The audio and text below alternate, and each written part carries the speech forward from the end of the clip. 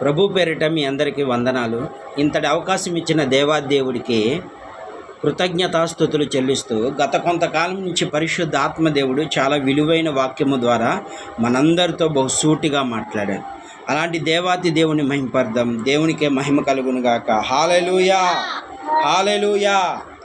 ఈ రోజున పరిశుద్ధాత్మదేవుడు చాలా విలువైన వాక్యము కృపను గురించి గత వారం పరిశుద్ధాత్మదేవుడు మాట్లాడాడు.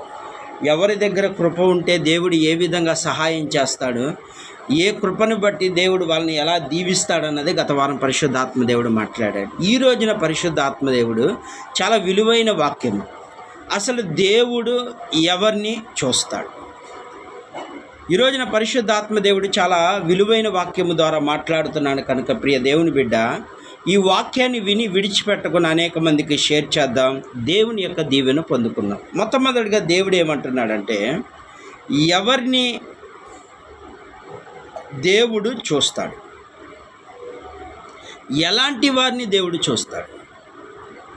ఆయన చూచుచున్న దేవుడు కనుక ఆయన ఎవరిని చూస్తాడు, ఎలాంటి వారిని చూస్తాడు అన్నది ఈ రోజున పరిశుద్ధాత్మదేవుడు చాలా విలువైన వాక్యము ద్వారా మాట్లాడబోతున్నాడు. మొట్టమొదటిగా దేవుడు ఏం చేయబోతున్నాడంటే, మనకి రూతు గ్రంథము నుంచి కొన్ని విషయాలు చాలామంది చాలా మందిరాల్లో చాలా విలువైన వాక్యాలు చెప్పుంటారు రూతు గ్రంథం. కానీ ఈ రోజున పరిశుద్ధాత్మదేవుడు నూతనంగా రూతు గ్రంథం నుండి కొన్ని విషయాలు మనకు నేర్పించబోతున్నాడు. మొట్టమొదటిగా రూతు నయోమిని గురించి కొన్ని విషయాలను తెలుసుకుందాం. న్యాయాధిపతులు ఏలిన దినములో దేశంలో కరువు కలగా యూదా బెత్లెహేము నుండి ఒక మనుష్యుడు తన భార్య 2 కుమారులు వెంట పెట్టుకొని మోయాబు దేశములో కాపురముండకు వెళ్ళెను. ఈ మోయాబు దేశం అన్నది బహు భయంకరమైన వ్యభిచారము కలిగిన దేశం. ఆ మోయాబులు ఏంటంటే దేవుని కాకుండా విగ్రహాలను పూజిస్తూ వ్యభిచారపు యొక్క ఆలోచనతో కలిగిన దేశం ఆ దేశం. ఒక రోజున ఈ యొక్క ఇశ్రాయేలు దేశంలో ఒక భయంకరమైన కరువు వచ్చింది. ఆ కరువును బట్టి నయోమి ఏమైపోయిందంటే, ఇక్కడ మనకి సమృద్ధి లేదు కనుక మోయాబు దేశంలో మనకు సమృద్ధి ఉంటుందని చెప్పి ఎలేమేకు నయోమి తన కుమారులు బయలుదేరారు. మహిళను కిరియాతు వీళ్ళిద్దరు కుమారులు తీసుకొని ఎక్కడికి వెళ్ళారు? మోయాబు దేశానికి వెళ్ళారు. మోయాబు దేశంకి వెళ్ళినప్పుడు మోయాబు దేశములో అక్కడున్న స్త్రీలలో రూతు, ఓర్ప. ఈ రూతు ఓర్పాని వివాహం చేసుకున్న తర్వాత అక్కడికి వెళ్ళిన వీళ్ళ కష్టాలు మాత్రము తీరలేదు, ఆకలి దప్పికలు మాత్రము తీరలేదు కాబట్టి తన కుమారుడు, ఇద్దరి కుమారులు తన యొక్క భర్త ముగ్గురు చనిపోయారు. ముగ్గురు చనిపోయినప్పుడు ఆ ముగ్గురు చనిపోయిన తర్వాత తన అత్త అంటుంది, ఇక కోడల్లో అందమైన వాళ్ళు ఎలాంటి వాళ్ళు? అందము కలిగిన వాళ్ళు. ఎలాంటి వాళ్ళలో? చాలా అందం కలిగిన వాళ్ళు. మీరు వివాహము చేసుకోండి, నా దగ్గర పిల్లలు లేరు, నేను ఇంకోని పెళ్ళి చేసుకొని వివాహం చేసుకోవడానికి నాకు ఆ వయసు కూడా లేదు, చక్కగా మీరు వెళ్ళి వివాహం చేసుకోమన్నప్పుడు జరిగిన సంఘటనలే ఈ రోజున పరిశుద్ధాత్మదేవుడు చూపిస్తున్నాడు. అయితే వాక్యంలోకి వెళ్దాం. ఏం జరిగింది? మొట్టమొదటిగా 14, ఎలిగెత్తి ఏడవగా ఓర్ప అతను ముద్దు పెట్టుకొని ఏం చేసింది? ముద్దు పెట్టుకొని రూతు ఆమెను హత్తుకొని ఇట్లనగా, ఆమె ఇదిగో నీ తోడి కోడలు తన జనుల యొద్దకు తన దేవుని యొద్దకు తిరిగిపోయినదే. ఏమంటుంది ఇక్కడ ఏం జరిగిందంటే, రూతును అడుగుతుంది. ఎవరో? అత్త అడుగుతుంది. అత్త ఏం అడుగుతుంది? తన కోడల్ని అడుగుతుంది, ఇదిగో నీకు తోడి కోడలుగా ఉన్న నీ చెల్లి తన దేశానికి, తన దేవుళ్ళ దగ్గరికి, వాళ్ళ పూజించే దేవుళ్ళ దగ్గరికి వెళ్ళిపోతుంది కనుక నువ్వు నాతో రావద్దు. ఏమొద్దు? ఆమె ఏడ్చి ముద్దు పెట్టుకొని వెళ్ళిపోయిందంట. నా కుమార్తెలారా ఎలా పిలుస్తుందో చూడు. అక్కడ ఏమంటుందో, అక్కడ అసలు అత్తా కోడల యొక్క బంధత్వం గురించి చాలా విలువైన వాక్యంలో రాయబడింది. ఏమని రాయబడింది చూద్దాం. అంతటా వారు ఎలుగెత్తి ఏడ్చి, ఈ జనుల యొద్దకు నీతోను వచ్చేదని ఆమెతో చెప్పగా నయోమి, నా కుమార్తెలారా, ఎంత చక్కగా మాట్లాడుతుంది. నా కోడన్లారా అంటలా. అక్కడ ఏమంటుంది? నా కుమార్తెలారా. ఇప్పుడు ఏం జరుగుతుంది అక్కడ? నా కుమార్తెలారా, మీరు మరలడి, నాతో కూడా మీరు రానేలా? మిమ్మల్ని పెళ్లి చేసుకున్నట్టుకు ఇంకా కుమారులు నా గర్భం నొందురా? నా కుమార్తెలారా, తిరిగి వెళ్ళండి. నేను పురుషునితో నుండలేని ముసలదానను. నాకు నమ్మిక కలదని చెప్పి ఆ రాత్రి పురుషుడి నుండి కుమారులను కనెను. వారు పెద్ద వారగు వరకు మీరు కనిపెట్టుకుని ఉందురా? మీరు వారి కొరకు కనిపెట్టిన పురుషులు లేక ఒంటరిని కత్తులై ఉందురా? నా కుమార్తెలారా, అది కూడదు, అది తప్పు. యెహోవా నాకు విరోధాయను. అది మిమ్మల్ని నొప్పించుట కంటే నన్ను మరి ఎక్కువగా నొప్పించినని తన అత్తను ముద్దు పెట్టుకొని రూతు ఆమె హత్తుకొని ఇట్లా నేను, ఆమె ఇదిగో నీ తోడి కోడలు తన జనుల యొద్దకు తన దేవుని యొద్దకు తిరిగిపోయిను. నీవును నీ తోడి కోడల్ని వెంబడి వెళ్ళము. నీ తోడి కోడలుగా ఉన్నా అంటే నీ చెల్లిగా ఉన్నా తన వెంబడి నువ్వే వెళ్ళిపో. నువ్వు చక్కగా వివాహం చేసుకో, పెళ్లి చేసుకో. ఏంటి నా పిల్లలు లేరు, నిన్ను నేను ఏ విధంగా పోషించలేను అంటా ఉంటే రూత్ వెళ్ళిపోయిందా? వెళ్ళిపోలే. ఓర్ప ఏం చేసింది? ఏడ్చుకుంటా వెళ్ళి ముద్దు పెట్టింది. ఎలా ఉంది? ఏడ్చుకుంటా వెళ్ళి ముద్దు పెట్టి వెళ్ళిపోయింది. కానీ ఈ రూత్ ఏం చేస్తుంది? హత్తుకొని వదలట్లేదు. వాళ్ళ అత్తని ఏం చేస్తుంది? హత్తుకొని వదలట్లేదు. ఏం జరిగిన తర్వాత తన జనుల యొద్దకు ఆ తర్వాత అందుకు రూతు, నా వెంబడి రావద్దని నన్ను విడిచిపెట్టమని నన్ను బ్రతిమిలాడుకొనవద్దు. నీవు వెళ్ళు చోటకు నేనే వచ్చేదని. ఏమంటుంది? నువ్వు వెళ్ళే చోటకు నేను వస్తా. నువ్వు ఎక్కడికి వెళ్తే అక్కడికే వస్తా. నువ్వు ఏ స్థలంలో ఉంటే నేను ఆ స్థలంలోనే ఉంటా. నీ దేవుడే. మరొక కింద విషయంలోకి వెళ్ళేసరికి ఏం జరిగింది చూద్దాం. నీ జనమే నా జనము, నీ దేవుడే నా దేవుడు. ఆ పదం అడిగింది. ఏమంది? ఈ మోయాబురాలు ఎవరు? అన్య దేవతలకు సంబంధించిన స్త్రీ. అన్య దేవతలను పూజించే వాళ్ళు ఈ మోయాబులు. దేవుడు అంటే ఎరగనివారు, యెహోవా అంటే ఎరగనివారు. కానీ ఎందుచేతనంటే తన అత్తలో దేవుని యొక్క గుణగణాలు చూసింది. మొట్టమొదటిగా నయోమి ఏమని మాట్లాడుతుంది? కోడళ్ళు అంటలేదు. ఏమంటుంది? కుమార్తెల్లారా అంటే తన కూతురుగా చూసుకుంది మొట్టమొదటి. ఈ స్వభావం ఎవరికి ఉంటుందంటే దేవుని పిల్లలకు ఉంటుంది. మోయాబురాల్లో అలా ఉండదు. అక్కడ మోయాబులు ఎలా మాట్లాడుకుంటారంటే వారి భాష వేరు, వారి ఆలోచన వేరు, వారి తలంపులు వేరు. కానీ ఇక్కడ నయోమి వెళ్ళేసరికి ఆమెలో ఏం కనపడుతుంది? దేవుని యొక్క గుణగణాలు కనపడుతుంది. అందుకే ఏమంటుంది అక్కడ? రూతు ఏం చేస్తుంది? వాళ్ళ అత్తనే వెంబడిస్తుంది. ఎందుకని? మంచి మార్గాన్ని వెతుకుతుంది. ఏం చేసింది? మంచి మార్గాన్ని. నీ దేవుడు మంచి దేవుడు. నీ లోపల మంచి మార్పులు ఉన్నాయి కనుక నేను నీతోనే వస్తా. నీ దేవుడే నా దేవుడు, నీ జనమే నా జనం. కానీ బైబిల్లో ఇంగ్లీష్ గ్రంథంలో ఏమని రాయబడిందంటే గాడ్ సీ ఇన్ రూతు. ఏంటి? దేవుడు చూసినాడు. ఎప్పుడు చూశాడు? ఈ మాట ఎప్పుడైతే అన్నదో నీ దేవుడే నా దేవుడు, నువ్వు ఎక్కడ చచ్చిపోతే అక్కడే నాకు సమాధి అన్న మాట ఎప్పుడైతే ఆ మాట దేవుడు విని చూశాడంట. ఎవరిని చూశాడు? రూతుని చూశాడు. ఇప్పుడు రూతుకి ఏంటిది? భర్త లేడు, మోడు బారిన జీవితం. వాక్యం వింటున్న ప్రియ దేవుని బిడ్డ ఎవరిని చూస్తాడంటే దేవుణ్ణి. అన్యజనురాలు. ఇప్పుడు రూత్ ఎవరు? ఒక అన్యజనురాలు. దేవుడు అంటే తెలియదు, దేవుని యొక్క పద్ధతులు ఏంటో తెలియదు. కానీ తన అత్తలో దేవుని యొక్క గుణగణాలు చూసి, దేవుని యొక్క ప్రేమ కలిగిన మాటలు చూసి ఏం చేసింది? మారిపోయింది. ఈరోజున దేవుని వాక్యం వింటున్న ప్రియ దేవుని బిడ్డ, ఖచ్చితంగా దేవుడు చెప్తున్నాడు, ఈ రాత్రి అన్యజనుడైనా సరే, అన్యజను స్త్రీ అయినా సరే, నీ దేవుడే నా దేవుడు. దేవుణ్ణి ఎవరైతే నమ్ముతున్నారో వాళ్ళని వదిలిపెట్టే దేవుడు కాదు. ఏంటి? అలాంటి దేవుడు కాదు మన దేవుడు. మన దేవుడికి పక్షపాతం లేదు, కులము లేదు, భేదము లేదు. ఆయన అందరినీ సమానంగా ప్రేమించేవాడు. మంచి వాళ్ళని, చెడ్డ వాళ్ళని ప్రేమిస్తున్న దేవుడు.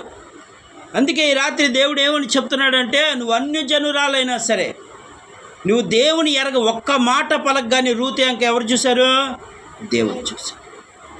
ఇంకేమంటున్నది? మనసులో నిలుపుకుందంట. ఇంకో కొన్ని విషయాలు ఎక్కడ ఏమని రాయబడింది, నీవు మృతి నొందిన చేత నేను మృతి నందును, అక్కడే పాతి పెట్టమని మరణం తప్ప మరి ఏది నన్ను ప్రత్యేకించినలా యెహోవా నాకు ఎంత కీడైనా చేయునుగాక. నేను తనతో వచ్చుటకు ఆమెకు మనసు కుదురలేదని నయోమి తెలుసుకొని అందుని గురించి ఆమెతో మాట్లాడలేదు గనుక వారు బెత్లెహేము వచ్చే వరకు ప్రయాణం చేశారు. ఏం చేశారు? బెత్లెహేము వచ్చే వరకు ప్రయాణం చేశారు. మనసు నిలిపేసుకుంది. ఇక వాళ్ళత్త కూడా ఆలోచించింది, నయోమి ఆలోచించింది, ఇంకా ఎంత చెప్పినా వినదు. ఇప్పుడు మనసులోకి ఎవరు వచ్చేసారు? ఇప్పుడు ఆమెను ఎప్పుడైతే దేవుడు చూశాడో ఆ దేవుడు తన హృదయములోనికి వచ్చేసాడు, మనసులోని స్థిరపడిపోయాడు. ఆమె గుణగణాలు కూడా మారిపోయినాయి. ఒక మోయాబురాలు, ఒక వ్యభిచార స్త్రీ, ఒక మాటలో చెప్పలు బహు పాపాత్ముల స్థలములో పుట్టిన ఆమె ఎప్పుడైతే దేవుని వైపు తిరిగిందో పరిశుద్ధతలోకి వచ్చేసింది. అందుకే దేవుడు ఏం చేస్తున్నాడంటే తన పిల్లల ద్వారా ఎవరైతే నశించిపోతున్నారో వాళ్ళని పరిశుద్ధతలోకి నడిపించడానికి ఇదిగో ఇలాంటి నయోమి లాంటి వాళ్ళని పంపాడు. ఇప్పుడు నయోమి వెళ్ళకపోతే రూతు రక్షించబడేదా? రూతు దేవుని వైపు తిరిగేదా? ఎందుకు? నయోమిలో ఏం కనపడుతుంది? దేవుని యొక్క గుణగణాలు కనపడుతున్నాయి. ఆమె మాట తీరు చాలా, కోడళ్ళు కూడా అంటలేదు నా కుమార్తెల్లారా, అంటే నా కూతురులారా, మాధ్యమం చెప్పాలంటే కూతురుగా. ఈరోజున అలాంటి వాళ్ళు ఉన్నారా? దేవుని మందిరానికి వెళ్తూ వాక్యం వింటున్న నీ నోరు ఎలా పలుకుతుంది? నీ నోటిలో దేవుని మాటలు ఉన్నాయా? ఈ రాత్రి పరిశుద్ధ ఆత్మదేవుడు చెప్తున్నాడు, నీ నోటిలో దేవుని మాటలు పలుకుతున్నావా లేదా లోక సంబంధమైన మాటలు పలుకుతున్నావా? అందుకే దేవుడు ఏమంటున్నాడంటే ఈ రూతుని ఏం చేశాడంటే పరిశుద్ధ స్త్రీగా మార్చేశాడు. మోడు బారిన జీవితానికి, వెలుగు లేని జీవితానికి వెలుగుని కలిగించాడు. అందుకే ఈ రాత్రి రూతు నుంచి చాలా నేర్చుకోవాలి. ఏముంది? మనసులో నిలుపుకొనిక ఒకటే ఆలోచన, ఒకటే నిలకడ, నేను మా అత్తతోనే వెళ్ళాలా, ఆ దేవుణ్ణి సేవించాలి. ఎందుకని అనుకుంది రూతు? అనుకోకూడదు కదా.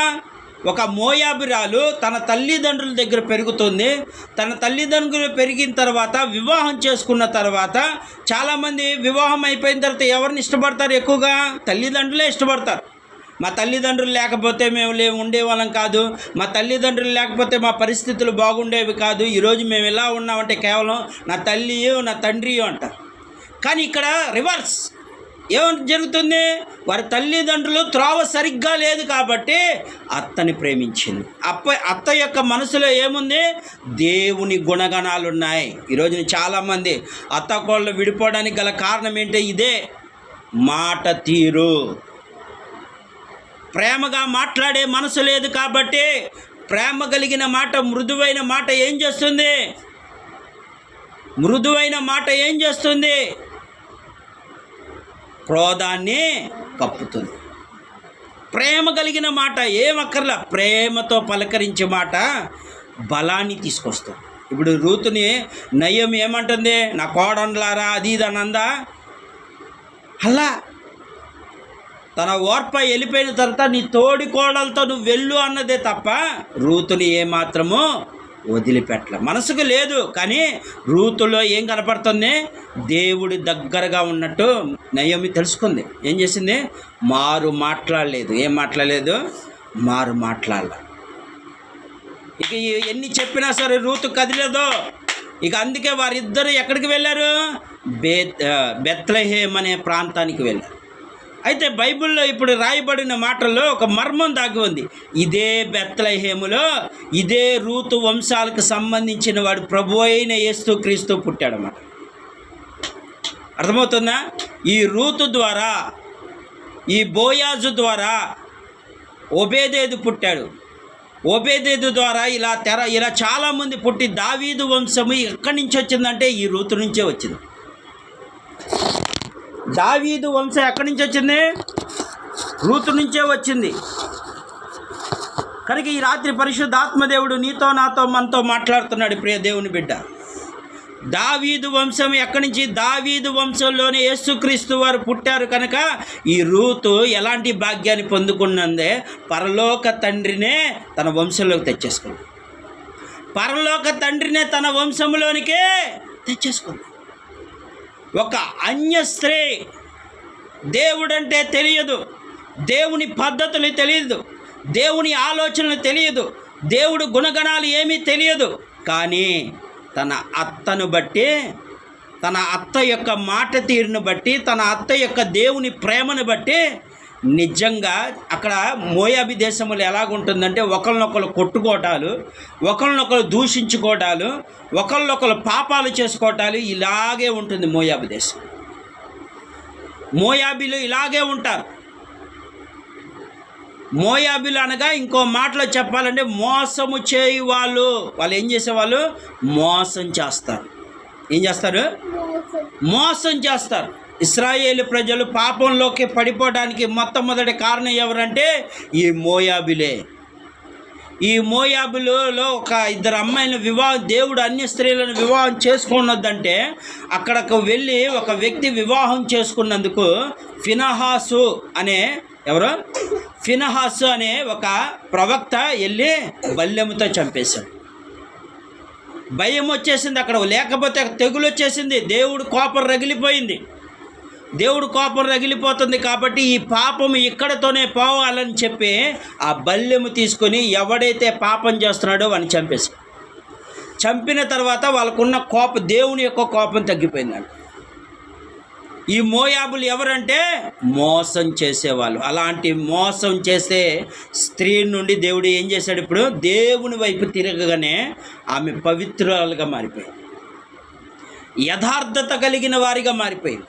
ఈ రాత్రి దేవుని వాక్యం వింటున్న ప్రియ దేవుని బిడ్డ, రూతు ఏం నేర్పించిందంటే మొట్టమొదటిగా నయోమి మార్గము తెలుసుకుంది.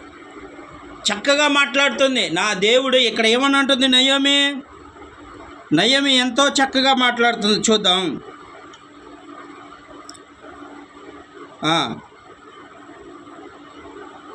యెహోవా నాకు విరోధాయిను, అది మిమ్మల్ని నొప్పించుట కంటే నన్ను మరి ఎక్కువగా నొప్పించినని వారితో చెప్పాను. వారితో ఎలుగెత్తి ఏడవగా ఓర్పా తన అత్తను ముద్దు పెట్టుకొని ఏం చేసింది? ఎలుగెత్తి ఏడ్చింది. దేవుడు నేను తప్పు చేశాను, దేవునికి వ్యతిరేకంగా ఉన్నాని ఏడుస్తున్న ఆ ఏడుపు రూతుకు తగిలింది. రూతు వేదన. ఇలాంటి వాళ్ళు కూడా ఉంటారా? దేవుడు వదిలేశాడని దేవుని గురించి బాధపడుతున్న ఇలాంటి స్త్రీలు కూడా ఉంటారా అన్న మనసు ఆమెలో కలిగేసి ఇంకేం చేసింది? ఇలాంటి వాళ్ళతోనే నా స్నేహం ఉండాలి, మంచి స్నేహం ఉండాలి, చెడ్డవారితో కాదు నా స్నేహం. ఇప్పుడు అత్త యొక్క అనుగుణాల్లో నడుస్తుంది. ఏమంటుంది? ఒకటే, నువ్వు ఎక్కడ చచ్చిపోతే అక్కడే చచ్చిపోతావు, నీ దేవుడే నా దేవుడు. ఆ మాట అనగానే దేవుడు ఏం చేశాడు? చూశాడంట. ఎవరిని చూస్తాడు? ఎవరినైతే దేవుని నమ్మిన వాళ్ళని దేవుడు చూస్తాడు. ఈ రాత్రి వాక్యం వింటున్న ప్రియ దేవుని బిడ్డ, నువ్వు దేవుని నమ్మితే నిన్ను దేవుడు చూస్తున్నాడు. గుర్తుపెట్టు. నువ్వు దేవుని మార్గాన్ని అనుసరిస్తే నిన్ను దేవుడు చూస్తున్నాడు. నువ్వు దేవుని మార్గం కోసము నీ ప్రాణ త్యాగాన్ని చేస్తుంటే దేవుడు చూస్తున్నాడు. నీ కుటుంబాల్లో ఏ సమస్యలు వచ్చినా నువ్వు దేవుని విడవట్లేదంటే నిన్ను దేవుడు చూస్తున్నాడు. ప్రపంచాన్ని పరిపాలించే దేవుడే నిన్ను చూస్తున్నాడంటే ఇక నిన్ను ఎవరు ఏం చేయగలరు? ఆయన చూచుచున్న దేవుడు. ఆయన నీతిమంతుల మీద, యథార్థవంతుల మీద ఆయన కనుదృష్టి ఎల్లవేళలా ఉంచుతాడు. అందుకే ఈ రాత్రి నిన్ను చూస్తున్నాడు. నీ నడక ఎలా ఉందో, నీ పడక ఎలా ఉందో, నీ ఆలోచన ఎలా ఉన్నాయో, నీ తలంపులు ఎలాగున్నాయో, నువ్వు ఎవరిని మోసం చేస్తున్నావో, ఎవరిని నువ్వు దూషిస్తున్నావో, నువ్వు ఎవరిని ప్రేమిస్తున్నావో, ఎవరిని నువ్వు దగ్గరికి తీసుకుంటున్నావో, ఎవరిపై ఆదరణ చూపిస్తున్నావో, ఎవరి కోసము నీ ప్రాణాన్ని అడ్డు పెడుతున్నావో, ఎవరి కోసం నిందలైనా అనుభవిస్తున్నావో, నిన్ను దేవుడు చూస్తున్నాడు. గుర్తుపెట్టుకో. ఖచ్చితంగా నేను దేవుడు చూస్తున్నాడు. రూతు అంటున్న మాట ఒక్కడే, నీ దేవుడే నా దేవుడు, నీ దేవుడే నా దేవుడు, నీవు ఎక్కడికి వెళ్తే అక్కడ ఉంటాను. అదే మాట ఇప్పుడు ఎవరైతే అన్య స్త్రీలు ఉన్నారో, ఈ వాక్యం వింటున్న యూట్యూబ్లో కానీ ఇన్స్టాగ్రామ్లో కానీ ఈ వాక్యం వింటూ నీవు ఏ కష్టాల్లో ఉన్నావో, ఏ బాధల్లో ఉన్నావో, ఏ శ్రమల్లో ఉన్నావో, ఏ ఇరుకుల్లో ఉన్నావో, ఏ వేదల్లో ఉన్నావో, ఏ యొక్క సమస్యలతో అల్లాడిపోతున్నావో, దేవుడు నిన్ను చూడొస్తున్నాడు ఖచ్చితంగా. ఈ రాత్రి నువ్వు అడుగు, దేవా ఆనాడు మోడు బారిన జీవితం, భర్త లేని వారికి కూడా నీవు వివాహము జరిగించి శ్రేష్టమైన వివాహం జరిగింది. ఇలాంటి వివాహం కాదు. ఒక ధనవంతుడు, బోయాజ్ ఎవరు? ఒక ధనవంతుడు. ఏమీ లేని వాళ్ళు వీళ్ళు. అలాంటి ధనవంతుడికి ఇచ్చి వివాహం చేశాడు. శ్రేష్టమైన ధనవంతుడే కాదు, గుణగణాల్లో కూడా దేవుడికి దగ్గరగా ఉన్నవాడు. అందుకే ఈ రాత్రి దేవుడు చెప్తున్నాడు, నీ మోడు బారి జీవితాన్ని చిగురింప చేయగలిగిన దేవుడు ఎవరైనా ఉన్నారంటే ఆయనే ప్రభు అయిన యేసుక్రీస్తు మాత్రమే. నువ్వు ఎన్ని నిందలు పడుతున్నావు, ఎన్ని అవమానాలు పడుతున్నావు, ఎన్ని కష్టాలు పడుతున్నావు, అన్నీ చూస్తున్న దేవుడు ఆయన. కనుక నువ్వు ధైర్యంగా ఉండు. నీవు ఒక్కసారి ఆయన వైపు చూసి దేవా అని పలికితే, ఇదిగో రూతును చూసిన దేవుడు నీ కష్టాన్ని కూడా చూస్తాడు. ఖచ్చితంగా ఆయన చూసే దేవుడు. గర్భఫలము లేక బాధపడుతున్న ఏ విధంగా అయితే రిబ్కాని కానీ వీళ్ళందరినీ చూశాడు, ప్రతి ఒక్కరిని చూశాడు. ఎంతోమంది గర్భఫలం, రిబ్కా అలాగే చాలామంది వేదన పడుతున్న చాలామంది గర్భఫలం లేకపోతే చూశాడు. అందుకే ఈ రాత్రి దేవుడు చెప్తున్నాడు, ప్రియ దేవుని బిడ్డ, దేవుడు చూస్తున్నాడు, ప్రతిదీ చూస్తున్నాడు. నీ నడక, నీ పడక, నీ ఆలోచనలు అన్నీ ఆయన చెవులు మందం కాల. నువ్వేం తిడుతున్నావో, ఎవరిని ఎలా మాట్లాడుతున్నావో, ఎవరిపైన నువ్వు పగ పట్టుకున్నావో అన్నీ చూస్తున్న దేవుడు. అందుకే ఈ రాత్రి దేవుడు చెప్తున్నాడు, ప్రియ దేవుడు, ఆయన చూచుచున్న దేవుడు. ఎవరైతే యథార్థంగా ఉంటారో వాళ్ళ పట్ల ఆయన కనికరముతో చూస్తున్నాడు. ఎలా చూస్తున్నాడు? కోపంతో కాదు, కనికరిస్తున్నాడు. ఇప్పుడు రూతు జీవితం ఏమైపోయింది? కనికరానికి వెళ్ళిపోయింది. అనుకోలా దేవుడు, ఈ మోయాబు స్త్రీని నేను ఆశీర్వదించాలా, ఈ మోయాబులు మంచోళ్ళు కాదు, ఇలా మోసగాళ్ళు, అలాంటి వాళ్ళని నేను ఆశీర్వదించాలా అనుకోలా. ఎవరైతే దేవుని వైపు తిరుగుతారో వాళ్ళని ఎవరిని వదిలిపెట్టాడు దేవుడు. నువ్వు వదిలినా సరే ఆయన వదలడు. ఒక్కసారి ఒక్క మాట అంటే చాలు, ఆయన నిన్ను వెంబడిస్తూనే ఉంటాడు. నువ్వు ఒకవేళ త్రోవ తప్పిపోయినా నిన్ను మందలో కలపడానికి ఆయన ప్రయత్నం చేస్తూనే ఉంటాడు. అందుకే ఈ రాత్రి దేవుడు చెప్తున్నాడు, అలాంటి దేవుడు దొరికినందుకు చాలా సంతోషపడాలి మనం. అలాంటి దేవుడు మనకు ఉండి మన నిత్య రాజ్యానికి తీసుకెళ్లే దేవుడు ఉన్నందుకు మనం చాలా సంతోషపడాలి. ఈ వాక్యం వింటున్న ప్రియ దేవుని బిడ్డ, ఆయన చూస్తున్నాడు, నిన్ను, నన్ను, మనందరినీ చూస్తున్నాడు. కనుక ఈ రాత్రి దేవుడిని అడుగుదామయ్యా, నేను కూడా నయోమి వలె, రూతు వలె ఉండాలయ్యా. నేను కూడా ప్రేమ కలిగి ఉండాలయ్యా. శత్రుత్వం కాదు దేవుడికి ఇష్టం. ఒకడి మీద శత్రుత్వం, కోపం పెట్టుకోవడం దేవుడికి ఇష్టం లేదు. తన పిల్లలు అలా ఉండటానికి కూడా ఇష్టపడ్డారు. అందుకే ఈ రాత్రి దేవుడు చెప్తున్నాడు, అందరినీ ప్రేమించాలి, అందరూ బాగుండాలి, అందులో మనం ఉండాలి. ఈ కొద్ది మాటలు దేవుడు దీవించును గాక. ఆమేన్.